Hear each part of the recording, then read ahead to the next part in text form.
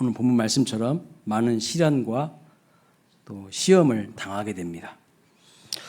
아마 지난주에도 설 명절 연휴 기간이었지만 우리 기대와 달리 여러 가지 이유로 마음이 괴롭고 또 힘들고 편치 않는 일들이 있으셨을 것입니다.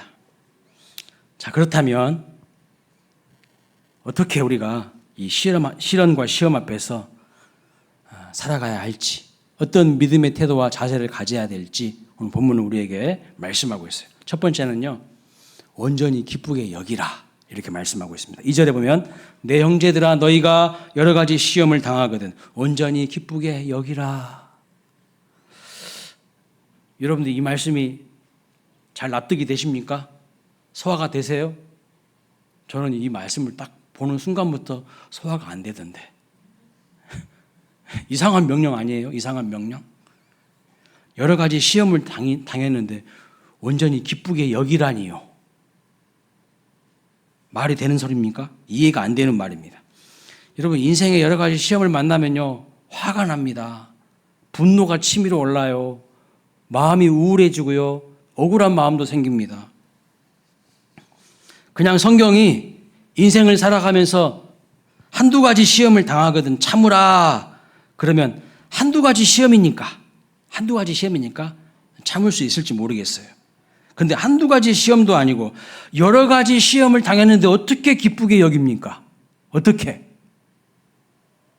좀 말이 되는 소리를 해야지. 현실을 몰라도 이렇게 성경이 모르고 있어. 그런 마음이 막 들지 않습니까? 막 덮어버리고 싶지 않으세요? 저는 그러던데. 나만 그런가? 소화가 안 돼, 소화가. 차라리 여러 가지 시험을 만나더라도 너무 낙심하지 말거라. 너무 분노하지는 말아라. 이렇게 말하면 그래도 성경이니까 그렇게 말할 수 있겠지. 상식적으로 그렇게 이해가 될 텐데 그게 아니에요. 여러 가지 시험을 당하거든 온전히 기쁘게 여기라고 합니다. 여러분, 그럴 수 있으세요? 여러분, 이 자리에 앉아 계신 여러분 한번 가슴에 손을 얹고 그럴 수 있냐는 거예요. 우리는 누구나 시험을 당하게 됩니다. 어떤 특정한 사람만 운 나쁘게 시험 당하는 게 아니에요. 믿는 사람이나 믿지 않는 사람이나 그 누구나 할지라도 다 시험을 당하게 된다는 거예요. 여기 여러 가지라는 말을 헬라어 원문에 보니까 각양각색의 다양한 시험이라고 말씀하고 있어요. 수동태입니다. 내가 원하지 않았는데도 시험이요, 우리에게 와요. 예수님을 안 믿어도 시험을 당하지만 예수님을 믿어도, 잘 믿어도 여러 가지 시험을 당하더라고요. 좀 위로가 되십니까? 예수님을 잘 믿어도요, 여러분 시험을 당해요. 요한복음 11장을 보면 예수님하고 사랑의 교제를 나누었던 나사로가 죽는 이야기가 나와요. 근데 나사로가 병들었다는 이야기를 사람들이 예수님한테 전해주는데 이런 말씀을 합니다. 요한복음 11장 3절. 주여 보시옵소서 사랑하시는 자가 병들었나이다 하니. 누가 사랑했어요? 예수님이 사랑하는 그 나사로가 병들었다는 거예요. 주께서 여러분 사랑하시는 자도 병들어요. 주께서 사랑하시는 자도 교통사고 납니다. 주께서 사랑하시는 자도 암에 걸리고 실패할 수 있습니다. 주께서 사랑하시는 자도요, 유산할 수 있고요. 주께서 사랑하시는 자도 애지중지 키웠던 자녀를요, 먼저 하나님 앞에 보낼 수도 있습니다. 주께서 사랑하시는 자도 장애를 얻을 수 있습니다. 이게 진리예요. 이게 삶의 진실입니다. 주께서 사랑하신 자에게도 얼마든지 시험이 온다는 거예요. 우리는 반드시요, 여러 가지 시험을 당하게 되어 있어요. 여러분은 안 죽습니까? 우리는 다 언젠간 죽어요. 언젠가 우리 몸에서 영혼과 육체가 분리됩니다. 다 마지막이 있어요. 질병, 파산, 사고, 사망, 실직, 이별 이런 형태의 고난이 있을 수 있고요. 미움, 시기, 경쟁, 갈등, 내적인 유혹의 형태로도 시험이 올 수 있고요. 빈곤과 실패의 형태로도 올 수 있고 번영과 성공의 형태로도 시험과 고난이 얼마든지 올 수가 있습니다. 성공했다고, 잘 나간다고 그게 전부가 아니에요. 그 뒤에 또 다른 시험과 시련이 올 수 있습니다. 큰 시험일 수도 있고 작은 시험일 수도 있습니다. 갑작스럽게 닥친 고난일 수도 있고요. 천천히 시간을 두고 찾아오는 고난일 수도 있습니다. 아무도 모르게 은밀하게 닥치는 고난일 수도 있고요. 모든 사람들이 다 알게 되는 재난도 있어요. 또 이번 주에 보니까 저 미국에서 비행기 떨어졌더라고. 내가 잘못해서 오는 시험도 있고요. 이 세상이 타락하고 병들었기 때문에 내가 잘못한 것이 없는데도 이 망가진 세상에서, 이 죄악 세상에서 애매모호하게 당하는 고난과 시련이 얼마든지 있을 수 있습니다. 여러 가지 이유로 시험을 당하게 된다는 거예요. 여러분, 여기까지 우리는 다 납득이 되시죠? 인정이 되시죠? 그런데 여전히 내 마음에 마음에 안 드는 부분이 이 뒷부분이에요. 후반부예요. 뭐냐면 온전히 기쁘게 여기라. 이것은 잘 소화가 안 됩니다. 어떻게 온전히 기쁘게 여길 수 있냐는 거예요. 이해가 안 되죠. 그런데 지금 이 말씀을 기록하고 있는 야고보는요, 초대교회의 지도자이자 예수님의 친동생이에요. 예수님의 친동생. 근데 이 야고보 장로님인데, 초대교회 지도자 야고보 장로님이 뭐라고 말하냐? 너의 감정을 바꾸라 이렇게 말하지 않고 생각과 태도, 생각과 마음의 태도를 바꾸라고 그렇게 말하고 있어요. 다시 2절을 보면 여러 가지 시험을 당하거든 온전히 기뻐하라고 말하고 있는 것이 아니라 기쁘게 여기라고 말하고 있어요. 이 둘 사이에 차이가 있습니다. 기뻐하다는 것은 뭐죠, 여러분? 감정이에요. 기쁘게 여기라는 것은요, 감정이 아니라 내 생각과 의지의 표현이에요. 마음의 태도와 자세의 문제라는 거예요. 그러니까 만약 야고보 사도가 여러 가지 시험을 당했는데 박수를 치고 기뻐해라, 그러면 뭔가 부자연스럽고 불합리한 이야기이지만 지금 야고보는요, 감정을 바꾸라고 이야기하기보다는 내 생각을 전환시키라, 내 마음의 태도와 자세를 바꿔라, 삶을 해석하는 관점을 바꿔라, 이렇게 말하고 있는 거예요. 기쁘게 여기라고 말하고 있어요. 그 이유를 3절에 뭐라고 말합니까? 이는 너희 믿음의 시련이 인내를 만들어내는 줄 너희가 알미라. 다 이유가 있어요. 왜 기쁘게 여겨야 되냐? 그것이 우리를 변화시킨다는 거예요. 우리를 새롭게 한다는 거예요.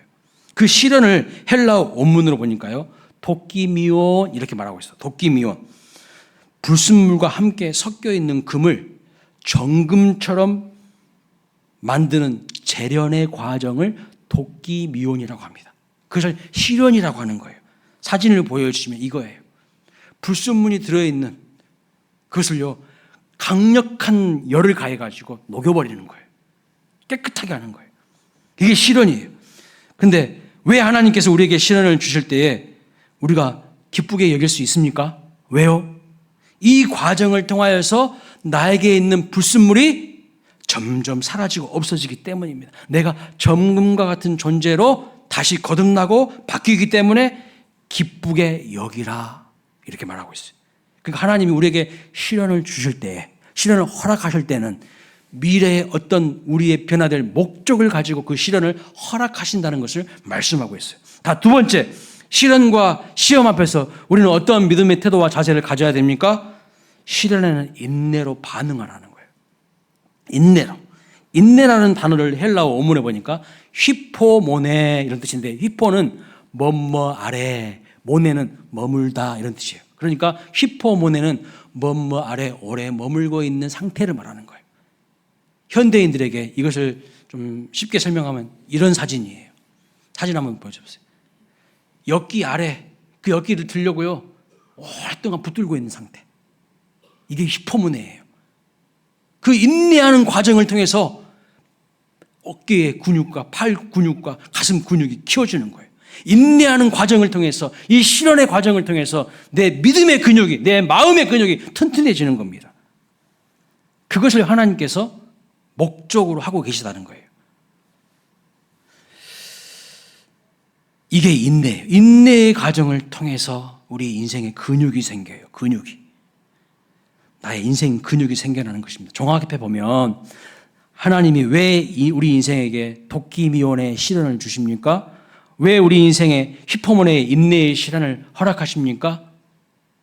왜 그 시간을 기쁘게 여길 수 있습니까? 그 과정을 통하여서 내가 바뀌기 때문입니다. 변화되기 때문이에요. 정금처럼 연단되기 때문입니다. 불순물이 빠져나가고 더 단단한 믿음의 근육을 가진 하나님의 사람으로 빚어지기 때문이라고 말씀하고 있어요.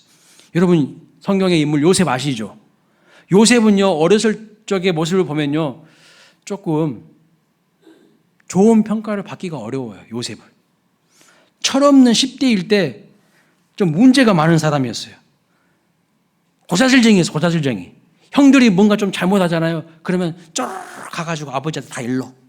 응? 고자질쟁이야. 입이 가벼운 사람이야. 그리고 센스가 없어, 센스가. 왜요? 아버지가 요셉을 사랑해가지고 요셉에게만 채색옷, 멋진 옷을 딱 입혀줬거든요. 그럼 여러분 같으면은 그 채색 옷을 날마다 입고 다닐 수 있겠습니까? 저 같으면 못 입고 다녀요. 센스가 없는 거예요, 센스가. 다른 형들은 채색 옷 안 입고 있는데 나만 아빠가 이뻐해가지고 채색 옷 사줬다고 날마다 그 채색 옷 어떻게 입고 다니냐고요. 어떻게. 어쩌다 한 번씩 입으면 모를까. 근데 날마다 입고 다녔어. 공감 능력이 떨어진 사람이야. 눈치가 없어요. 다른 사람의 마음을 읽을 줄 몰라. 근데 이 요셉을요, 하나님이 도끼미원과 히포모네의 그 과정을 통하여서 점금과 같이 만드시고 다른 사람의 마음을 공감할 수 있는 인격을 갖춘 존재로 빚어가시는 것을 볼 수가 있습니다. 그래서 이 시련과 인내의 시간들을 통하여서 예굽의 총리라고 하는 그 영광의 무게를 견딜 인격을 준비하게 하신 거예요. 여러분, 영광에는 무게가 있어요. 영광에는 반드시 무게가 있습니다. 이런 과정 없이 그냥 높은 자리에 앉게 되면요, 시험에 들어요. 반드시 문제에 빠지게 됩니다. 예. 요셉만 그런 것이 아니죠. 성경을 보면 많은 하나님의 사람들이, 쓰임받은 사람들이 고난을 통하여서, 시험을 통해서 더 나은 하나님 앞에 준비된 존재로 거듭나게 되는 것을 볼 수가 있습니다. 정채봉 씨가 쓴 처음 마음으로 돌아가라, 이 책에 이런 글이 있어요. 광야로 내보낸 자식은 콩나무가 되었고 온실로 들어보낸 자식은 콩나물이 되었다. 여러분 자식을 어떻게 키우고 계십니까? 콩나물처럼 키우고 계십니까? 콩나무로 키우고 계십니까? 어떠한 시험도 인내도 필요하지 않는 온실로 가면요, 콩나물밖에 안 돼요. 시시한 인물밖에 안 돼요. 근데 광야로 나가잖아요. 거기에는 시련이 있어요. 거기에는 고난이 있어요. 많은 인내의 시간이 필요합니다. 그런 과정을 통해서 큰 나무로 성장하게 됩니다. 그래서 성도에게 고난은 뭡니까? 변장된 축복이에요. 고난이 많은 사람은요, 큰 인물 될 가능성이 많아요. 고난을 통해서 우리는 더 나은 존재가 되어가는 줄로 믿습니다. 그래서 하나님의 말씀은 오늘 우리에게 생각을 좀 바꾸라는 거예요. 생각을 바꾸라. 기쁘게 여기라고 말씀하고 있어요. 현재의 아픔만 바라보면서, 현재만 바라보면서 이 고난과 시험을 통해서 나를 변화시킬 하나님을 좀 보라는 거예요. 현재만 보지 말고 이 고난 뒤편에 있는 하나님의 큰 그림을 믿음의 눈으로 좀 보라는 거예요. 더 놀라운 것은 성경이 뭐라고 말씀합니까? 이것을 우리가 안대요. 오늘 본문 말씀에 이것을 너희가 알미라 그랬어요. 안다고 했어요. 여러분 인생 돌아보세요. 그래도 인생에 시련이 있었으니까, 그런 시험이 있어서 그나마 여러분이 이 정도 된 거 아니에요? 나한테 그런 어려움이 없었다면 나는 훨씬 더 좁은 존재였을 텐데, 훨씬 얕은 존재였을 텐데, 그나마 그런 고난과 시련을 통해서 정금처럼 연단되어졌고 이만큼 넓어지고 이만큼 깊어진 존재가 된 거 아닙니까? 여러분, 우리 승승장구하고 잘 나가면요, 하나님 의지하지 않아요. 지가 잘 나가지고 그런 줄 알아요. 인격이 깊어지지 않아요. 마음이 넓어지지 않아요. 마음이 좁쌀같이 그냥 옹졸해요. 그냥. 제가 수요예배 때 한번 말씀드린 적이 있지만, 제가 훌륭하게 목회하시는 목사님들, 이렇게 제 주변에 목사님들 교제하고 만나보니까요, 공통점이 있어요. 제가 발견했어. 공통점이 있더라고. 예. 말하는 것이라든가 목회하시는 거라든가 이렇게 딱 보니까 공통점이 있어요. 뭔지 아세요? 부목사 때요, 고생을 직살나게 하신 분들이야. 예. 그분들이 목회를 다 잘하시더라고. 공통점이더라고요.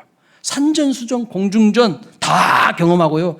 시어머니 같은 담임 목사님한테 철저하게 훈련받고 기본기를 잘 갖춘 분들이 목회를 잘하시더라고. 근데 틈만 나면 그냥 놀기나 하고 이런 사람들은요, 목회를 못해. 젊을 때 훈련의 과정을 통과하지 않거나 회피하는 분들은요, 앞길이 안 열려요.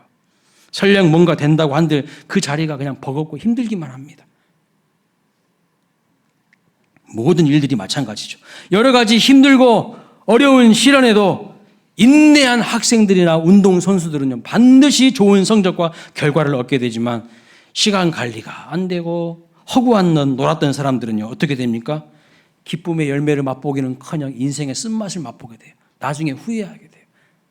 내가 젊었을 때 왜 그렇게 살았을까? 제가 30대 초반에 목사 안수를 받았는데요. 저희 아버지께서 목회를 하시다가 쓰러지셨어요. 새벽에 새벽기도 인도하시다가 그 자리에서 하다 폭 쓰러지셨어요. 저희 아버지의 그렇게 힘들고 어려운 삶을 제가 옆에서 지켜보면서요, 혼자서 많이 울고 괴로워했던 시절이 있었습니다. 근데 그 과정을 통해서 하나님이 저를 철들게 하시더라고요. 만약 제가 그 힘들고 어려운 형편 가운데 놓여져 있지 않았다면요, 힘들고 어려운 형편에 있는 성도님들의 눈물을 어떻게 이해할까요? 이해 못해요. 그냥 겉멋만 잔뜩 든 철없는 목사가 됐을 거예요. 그런 과정이 있었기에 하나님이 더 성숙하게 아픈 사람들의 마음을 이해할 수 있게 만들어주신 것 같아요. 문제는 무엇입니까? 4절에 보면 이렇게 말합니다. 여러 가지 시험과 시련 앞에서 인내를 온전히 이루는 것이라고 말씀하고 있어요. 인내를 통하여 너희로 온전하고 구비하여 조금도 부족함이 없게 하려 함이라. 영어 성경은요, 이렇게 번역하고 있네요. Perseverance must finish its work. 죄송합니다. 발음도 안 되면서 영어를 써서. 무슨 뜻입니까? 인내를 온전히 이루는 것을 뭐라고 말하고 있어요? 사명을 끝까지 하라, 이런 뜻이에요. 끝까지 할 일을 다하게 하라. 이게 온전히 인내를 이루라는 뜻이에요. 다시 아까 벤치프레스 이야기로 돌아가면 가슴 근육과 팔 근육 키우려면요, 1초 하고 내려버리면 안 돼. 버티고 있어야 돼. 예? 버티고 있어야 된다는 거예요. 오랫동안 역기를 들고 있어야 한다는 거예요. 그래야 근육이 생기죠. 그런 과정을 통해서, 힘쓰고 애쓰는 과정을 통해서 어려움을 돌파하는 힘이 생기는 거예요. 그 시간을 견뎌야 됩니다. 빨리빨리 조급함을 버려야 된다는 거예요. 여러분이 나비 유충을 보신 적이 있습니까? 나비 유충. 저는 어렸을 때 시골에 살았거든요. 그래서 제 놀이터는 산, 들, 강, 계곡, 막 이런, 저는 수렵어로 채취 생활을 했어요. 어렸을 때. 예. 그래서 나비 유충 많이 봤거든요. 근데 나비 유충이요, 성충 되려면 꼼지락 거립니다. 꼼지락 거리면서 힘들게 그 유충을 벗고요, 날개가 나와서 날아다니는 거 아니겠습니까? 그런데 혼자서 그냥 꿈틀꿈틀거리면서 나와보려고, 그 껍데기 벗고 나와보려고 하는 모습 보면서요, 안쓰러워서 도와주려고 할 때가 있어요. 여러 번 제가 해봤어요. 막 껍질을 제가 막 일부러 막 벗겨줬어. 그랬더니 얘가 못 날라요. 못 나르더라고. 왜요? 막 그 껍질을 힘겹게 벗고 나오는 그 과정을 통해서 날개에 힘이 들어가거든. 근데 이 과정이 생략되니까, 누가 도와줬으니까 못 날라요. 못 날라. 껍질에서 나왔지만 못 날라. 그리고 좀 있으니까 죽더라고. 도와주려고 한 것이요, 오히려 나비를 날지 못하게 하더라고요. 나비가 껍질을 깨고 나오는 그 시간을 견뎌야 날개에 근육이 생기고 날 수가 있는데, 그 과정 없이 껍질은 벗겨졌어도 날지 못하는 겁니다. 많은 것을 우리에게 시사하는 바가 있죠. 이러한 내용을 담고 있는 책이 있더라고요. 제가 경험한 것과 똑같은 경험을 하신 분이 있어요. 그리스인 조르바라는 책에 보면 작가가 이런 내용을 이야기하면서 결론을 이렇게 내립니다. 인간은 서두르지만 신은 그렇지 않다. 나는 눈물을 글썽이며 영원한 법칙을 다시는 어기지 않으리라고 다짐했다. 예. 우리는 너무 조급해요. 견디지를 못해. 시련을, 고난을 견디지를 못해요. 충분한 인내의 시간을 거치지 않으면 나비도 성충이 되지 못합니다. 우리도 마찬가지죠. 하나님께서 정하신 그 시간을 기다리지 못하면 안 된다는 거예요. 하나님께서 요셉에게 정하신 시간이 있고요. 하나님이 아브라함에게 정하신 인내의 시간이 있습니다. 하나님이 여러분에게 정하신 인내의 시간도 있다는 거예요. 그걸 기다리고 통과해야 돼요. 그래야 구비하고 온전해지고 조금도 부족함이 없는 하나님이 쓰시기에 합당한 사람들로 빚어져 가는 것입니다. 조급하면 어떻게 될까요? 아브라함이 자꾸 조급했어요. 그러니까 이스마엘을 낳는 비극적인 일들이 발생합니다. 끝까지 인내하시기를 주님의 이름으로 축원합니다. 인내를 통하여 우리는 온전한 존재가 됩니다. 인내를 통하여 우리는 구비된 존재, 준비된 존재가 됩니다. 인내를 통하여 우리는 부족함이 없는 존재가 됩니다. 힘들고 어려운 광야를 통과하면서 나에게는 부족함이 없습니다라고 고백했던 사람 있죠. 누가 떠오르십니까? 시편 23편에 다윗이 떠올라요. 여호와는 나의 목자시니 내게 부족함이 없으리로다 이렇게 고백하지 않았습니까? 근데 오늘 본문 4절을 보니까 이렇게 말합니다. 인내를 온전히 이루라. 이는 조금도 부족함이 없게 하려 함이라. 이 두 말씀을 합쳐보면요, 이런 말씀이 나와요. 광야에서 시련 앞에 인내하는 과정을 통해서 여호와가 진짜 나의 목자가 되셔서 내 마음에서, 내 저 속사람 밑바닥에서부터 내 입에서 부족함이 없다는 고백이 나올 수 있다는 거예요. 시편 23편을요, 영어 성경에서 한글로 번역되는 과정에서 생략해버린 것이 많이 있어요. 자, 비밀이 숨겨져 있는데요. 한번 띄워줘 보세요. 하나님을요, 뭐라고 하냐면 3인칭 히라고 표현하고 있어요. 히. 그분이라고. 근데 사망의 음침한 골짜기를 통과하면서 4절, 5절, 6절 보여줘보세요. 4절, 5절, 6절. 사망의 음침한 골짜기를 통과하면서 뭐라고 표현하면 하나님을 유라고 표현하고 있어요. 바뀌어요. 무슨 뜻입니까? 사망의 음침한 골짜기를 통과하기 이전에는 하나님이 나와 별로 상관없는 저기 멀리 초월적으로 계시는 저기 멀리 계신 분처럼 느껴졌다는 겁니다. 3인칭이었어요. 그런데 사망의 음침한 고난과 시련을 통과하는 과정을 통해서 그분은 나의 하나님으로 고백이 된다는 거예요. 그 고난의 과정을 통해서, 인내의 과정을 통해서 우리는 하나님을요, 더 인격적으로 경험하게 된다는 거예요. 나의 목자 되시는 주님을 온전히 고백하게 되는 거예요. 요즘 사람들이요, 인내를 하지 못합니다. 그러면 당신은 요즘 사람 아닙니까? 저도 요즘 사람이죠. 인내를 못하고요, 패스트푸드를 너무 좋아해요. 그렇죠? 패스트푸드는요, 인내가 필요 없어요. 조금만 그냥 바로바로 그냥 음식이 나와요. 그건 너무 좋아하면 건강 상합니다. 인내를 배우지 못해서 사람들이 책을 안 읽어요. 책을 안 읽어. 그냥 유튜브에 쇼츠 영상 그런 거나 좋아하지. 유튜브에 나온 영상을 잠깐 보는 얕은 지식이 있을 뿐이지 인생의 깊은 뿌리가 되는 책을 안 읽어요. 그러니까요, 사람들이 가벼워요. 그리고 조금만 어려워지고 힘들어지면 퍽퍽 쓰러져요. 이리저리 흔들려요. 여러분, 극장에 가서 영화 한 편 보는데 얼마 걸리던가요? 1시간 반에서 2시간 걸리지 않습니까? 하물며 예술보다도 더 높은 하나님을 믿는 더 높은 차원의 신앙, 하나님을 믿는데 어찌 인내가 필요하지 않겠어요? 그런데 여러분이 인내 잘 하십니까? 1시간 예배도 참지 못해가지고 막 몸을 막 어떻게 해야 될지 모르고, 짧은 그 설교도요, 막 귀담아 듣지 않고 뭐 어떻게 되겠다는 거예요? 바벨론 포로로 끌려간 하나님의 사람들에게 하나님은 뭐라고 말씀하신지 아십니까? 이렇게 말했어요. 너는 거기서 시집가고 장가가고 집을 짓고 밭을 일구고 살아라. 빨리빨리 거기서 벗어날 생각, 나올 생각 하지 말고 그 땅에서 때가 찰 때까지 참고 인내함으로 기다리라. 그렇게 말씀했어요. 직장에 들어갔는데요, 직장에 들렸는데 1년도 못 버텨. 뭐 하겠다는 건데요?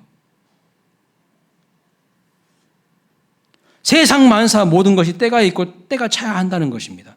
그 과정까지 인내해야 되지 않겠습니까? 그런데 그 인내하는 과정을 어떤 눈으로 바라봐야 한다는 거예요? 우리의 눈이 하나님을 향한 나의 눈이 바뀌고 삶을 향한 나의 태도와 자세가 바뀌는 과정으로 바라보아야 한다는 것입니다.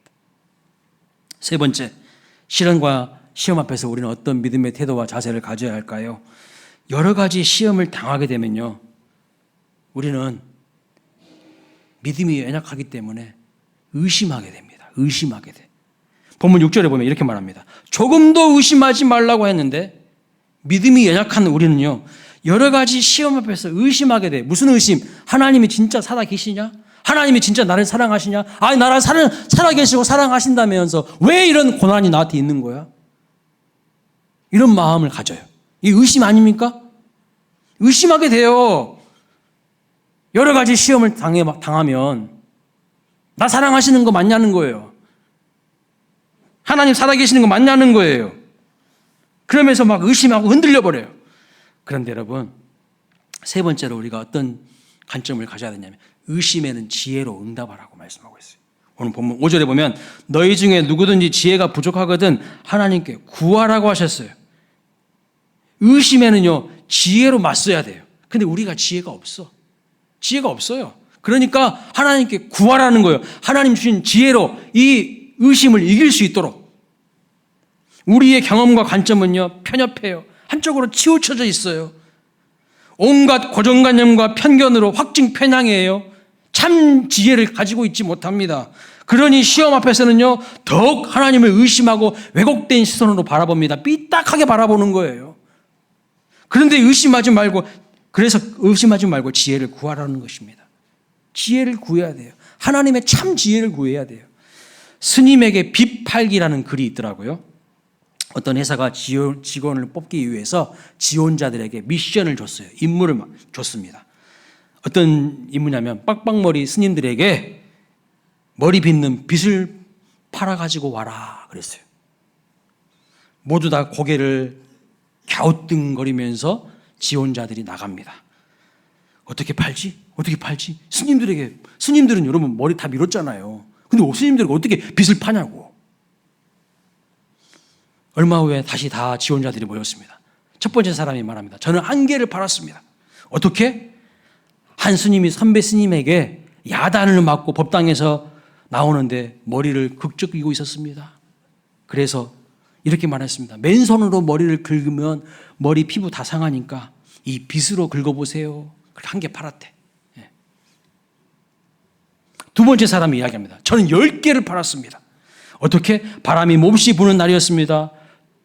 절에 나오는 사람들의 머리가 헝클어져 있었습니다. 그래서 스님께 법당 앞에서 이 빗을 하나 놓으면 헝클어진 머리를 빗고 들어갈 수 있지 않겠습니까? 이렇게 이야기했더니 스님이 아이고 그거 좋은 생각입니다 하고 한 개를 사줬대. 그리고 제가 절 10개를 돌면서 10개를 팔았다는 거예요. 여러분 어떤 직원을 뽑으시겠어요? 첫 번째 직원이에요? 두 번째 직원이에요? 10개 절을 도는 그 열정 있는 직원을 뽑아야 되지 않겠어요? 지혜도 있지만 열정도 있잖아요. 세 번째 사람이 이야기합니다. 저는 1000개를 팔았습니다. 1000개를. 어떻게? 몸을 단장하는데 이 머리 빗는 빗은 필수인데 불교 신도들에게 선을 쌓는 빗이라고, 이 빗이 선을 쌓는 빗이라고 새겨가지고 하나씩 선물로 주면 어떻겠습니까? 했더니 스님이 그거 좋은 생각이 하면서 1000개를 사더랍니다. 1000개를. 여러분 이게 지혜예요. 1대 10대 1000이에요. 엄청난 차이를 만들어냅니다. 그런데 야고보가, 오늘 본문에서 야고보가 말하는 지혜는 이런 정도의 지혜가 아니라 하늘과 땅을 잇는 지혜예요. 하늘과 땅을 잇는 지혜. 그런 지혜는 이런 고민에서 나왔어요. 야고보가 예수님의 친동생 아닙니까? 그런데 내 형 예수가 진정 메시아란 말인가? 한 입을 덮고 한 상에서 밥 먹던 형님이 갑자기 메시아로 나설 때 선뜻 여러분 그것이 수긍이 될까요? 안 되죠. 그래서 고민이 많았어요. 야고보가. 그런데 예수님의 부활을 목격하면서 예수님이 하나님의 아들 메시아임이 맞구나라는 것을 확신하게 되었어요. 그렇다면 자기 아들을 내어주신 하나님이 지혜인들 못 주시겠냐 이 말이에요. 오늘 본문의 말씀이. 그래서 후히 주시고 꾸짖지 않는 하나님께 구하라고 권면하고 있어요. 하나님이 주신 지혜는 이런 겁니다. 작은 겨자씨를 선택했는데 큰 나무를 보는 거예요. 그 겨자씨에서 큰 나무를 보는 거예요. 보이지 않는 누룩을 선택하지만 그 누룩은요, 반죽을 다 부풀어 오르게 만듭니다. 작은 것에서도 큰 것을 보는 지혜예요. 솔로몬의 지혜 아시죠? 아이를 서로 자기 아이라고 싸우는 두 여인을 놓고 아이를 둘로 쪼개서 절반씩 각각 나눠주라고 솔로몬이 명령합니다. 그런데 진짜 엄마는 뭐라고 말합니까? 안 된다고 이야기하는 거예요. 차라리 저 여인에게 그냥 아이를 주라고 이야기하는 거예요. 근데 가짜 엄마는 뭐라는 거예요? 쪼개라는 거예요. 쪼개라는 거예요. 에? 쪼개버리라는 거야. 여러분, 말 한마디예요. 진짜와 가짜가 딱 구분이 됩니다. 말 몇 마디 주고받아 보면요, 그 사람이 믿음이 있는 사람인가, 그 사람 마음이 삐딱한 사람인가 다 드러나요. 말 한마디에 진짜와 가짜가 가려져요. 이게 하나님의 지혜예요. 여러분, 의심이라는 놈이 찾아오면 반드시 하나님께 지혜를 구하시기 바랍니다. 지혜로 이겨야 돼요. 지혜로. 고 이어령 교수님, 한국인의 지성이라고 하신 이어령 교수가 이런 말을 했어요. 하나님, 단 한 번만이라도 어령아 불러주신다면 평생 쌓은 지성의 탑을 내려놓고 하나님께 나아가겠습니다. 은혜와 지혜를 구했습니다. 그런데 이 지성의 대가도요, 딸이 병들고 아프는 그 시련과 고난의 과정을 통해서 지성에서 영적으로 그의 삶이 바뀌고요, 하나님을 영접하게 됩니다. 그리고 많은 신앙의 저수를 남기게 되죠. 토마스 아퀴나스는 성찬을 나누다가 하나님의 임재를 경험해요. 그러면서 뭐라고 말했냐면 이렇게 말합니다. 내가 쓴 그 신학대전은요, 엄청나게 분량이 장대한 책이거든요. 이 신학대전은 내가 만난 하나님에 비하면 지푸라기에 불과하다. 그리고 그 다음부터는 책을 안 써요. 지푸라기에 불과하다는 거예요. 야고보가 한 입을 덮고 잤던 내 형 예수를 메시아로 재발견했던 그 지혜가 아퀴나스에게도 부어진 거예요. 이 지혜를 사모하시기를 바랍니다. 단, 오늘 본문 말씀 보니까 이것을 빨리 정리하라고 우리에게 말씀하고 있어요. 두 마음을 정리하라고 말합니다. 두 마음. 믿어지지 않고 의심이 많은 것은 두 마음을 품고 있기 때문이라는 거예요. 이런 사람은 뭔가를 주님 앞에 얻기를 기대하지 말라고 말씀하고 있어요. 7절 말씀 볼까요? 이런 사람은 무엇이든지 주께 얻기를 생각하지 말라. 두 마음을 품어 모든 일에 정함이 없는 자로다. 그래서 한 주석학자는 이렇게 말했어요. 두 마음을 가리켜서 머리가 둘 달린 독사라고 이야기했어요. 머리가 둘 달린 독사는 괴물이에요. 근데 그 괴물이 우리 마음속에 있다는 거야. 내 마음속에 세상과 하나님 사이에서 양다리 딱 걸치고 집 하나를 튕기면서 이럴 때는 이쪽에 붙고 저럴 때는 이쪽에 붙든 두 마음이 있다는 거야. 소름 끼치지 않습니까? 그런데 유진 피터슨 목사님이 쓴 메시지 성경을 보니까 이렇게 번역을 했어요. 모든 옵션을 없애라. 모든 선택지를 다 차단시키라는 거예요. 물론 우리는 다양한 선택을 좋아하죠. 다양성을 좋아합니다. 하지만 다양성이 항상 좋은 거 아니에요. 여러분, 결혼이 뭡니까? 여기 앉아 계신 결혼하신 분들, 또 앞으로 결혼하실 분들, 결혼이 뭡니까? 세상에 많은 남자들과 세상에 많은 여자들을 포기하고 한 남자에게만, 한 여자에게만 내 모든 것을 주겠다고 하는 결단 아닙니까? 그게 결혼 아니에요? 여러분이 아무 말도 안 하신 거 보니까 바람 피고 계세요? 바람 피고 계시냐고. 한 남자와 한 여자에게 집중하는 것이 결혼이에요. 결혼 후에도 그 선택권을 포기하지 않는 것은요, 악 중의 악입니다. 그러니까요, 침소를 더럽히고 가정이 다 깨지고 파괴되는 거예요. 두 마음은요, 믿음의 기초를 놓고 믿음의 정상을 향해 나아가는 데 있어서 반드시 쫓아내야 될 머리 두 개 달린 괴물인 거예요. 두 마음을 품으면서 하나님 앞에 축복받을 생각하지 말라는 겁니다. 아브라함 아시죠? 아브라함은요, 항상 고민이 많았던 사람이에요. 아들 주시겠다는 약속 일편단심 믿지 못하고요, 흔들렸어요. 그러다 보니까 이 사람이 생각해낸 게 뭡니까? 다메섹의 엘리에셀을 자기의 후계자로 삼겠다고 했어요. 또는 아내의 몸종이 있는 하갈을 끌어들여서 이스마엘을 낳아버렸습니다. 큰 실수를 범했어요. 두 마음을 품은 결과입니다. 일편단심 단마음으로 하나님 바라본 게 아니에요. 그러나 하나님이 약속하신 대로 100세의 아들 이삭을 주시지 않았습니까? 그리고 나서요, 아브라함이 두 마음을 딱 버립니다. 두 마음을 청산해요. 누가 뭐래도 하나님의 말씀은 성취되는구나 라는 것을 경험적으로 압니다. 그런데 어느 날 하나님께서 네 아들 이삭을 번제로 바치라고 말씀하고 있어요. 제물로 드리라고 말씀합니다. 네? 이게 무슨 말씀이세요? 줄 때는 언제고 또 왜 번제물로 바치라고 하시는 거예요? 의심하지 않았어요. 의심하지 않았어요. 그의 반응을 보면요, 하나님의 명령이 떨어지자마자 이제는 두 마음이 아니라 한 마음으로 아침에 일찍이 일어나서 모리아산으로 즉각적으로 출발합니다. 순종합니다. 그리고 3일 만에 모리아산에 도착합니다. 여러분, 보통 사람 같으면 3일 길 걸어가면서 무슨 생각 들까요? 에이, 다시 돌아갈까? 별의별 생각이 다 들 거예요. 마음을 막 흔들 거예요. 근데 아브라함은요, 요동하지 않아요. 꼿꼿이 그냥 가는 거예요. 한 마음으로. 그리고 진짜 모리아산에서 아들을 번제물로 드리려고 했어요.